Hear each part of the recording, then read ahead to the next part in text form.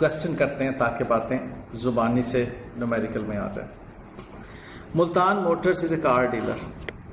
It sells cars and offers a certain model for sales by lease. Following information is available. Price of the car in cash is 2 million.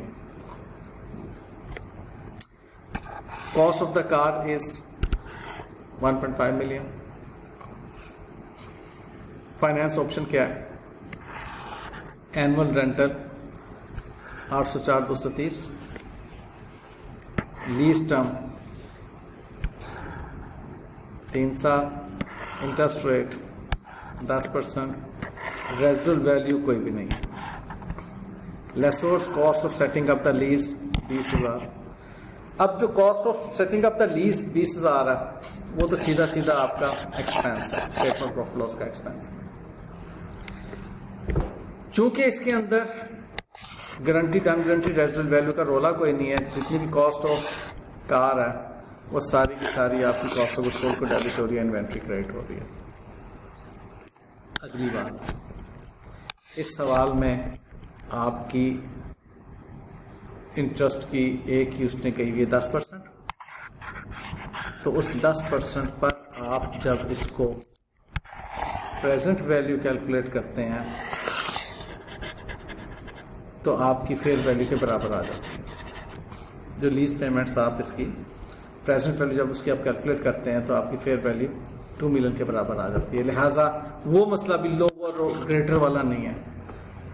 Interest rate में greater का मसला आता fair value और उसके साथ present value के साथ, तो आपका लीज टेबल जो बनेगा सीधा सीधा बनेगा कि 2 million पर 10% इंटरेस्ट, लीज पेमेंट उसने दी हुई 804,23 की, ये प्रिंसिपल अमाउंट आ गई। इस प्रिंसिपल अमाउंट को ब्रॉड फॉरवर्ड में से लेस किया तो आपका कैरी फॉरवर्ड आ गया।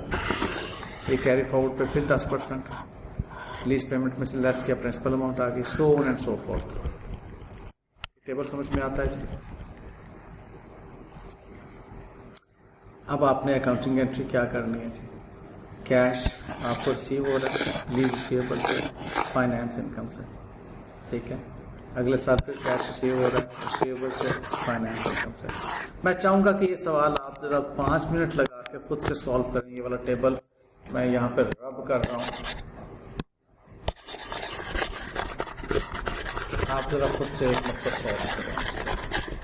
ऑल दो आपकी प्रैक्टिस है लेकिन प्लीज करें। तो PVIFA का क्या formula? 1 minus 1/1.10 raise to power 3 divided by आपका 0.1।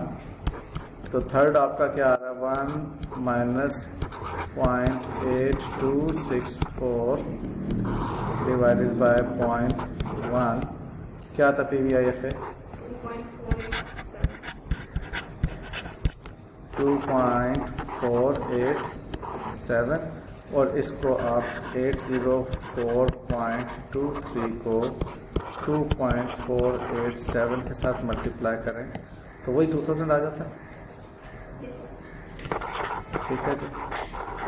तो क्या मालूम हुआ कि हमारी present value of the lease payments and fair value बराबर है, तो इसलिए हमें कोई झगड़ा करने की जरूरत ही नहीं है कि इसमें से लोअर लेना। तो हमने सादगी में वो अकाउंटिंग एंट्री पास कर ली। इस सवाल में अनगारंटीड रेजिडुअल वैल्यू कोई नहीं है, इसलिए कॉस्ट ऑफ गुड्स सोल्ड भी कॉस्ट पे ले ली और बाकी इनिशियल डायरेक्ट कॉस्ट जो है प्रॉफिट लॉस में डाल दी और क्लोजिंग डेट पर हमने इसकी अकाउंटिंग एंट्रीज करना शुरू कर दी। एग्रीड?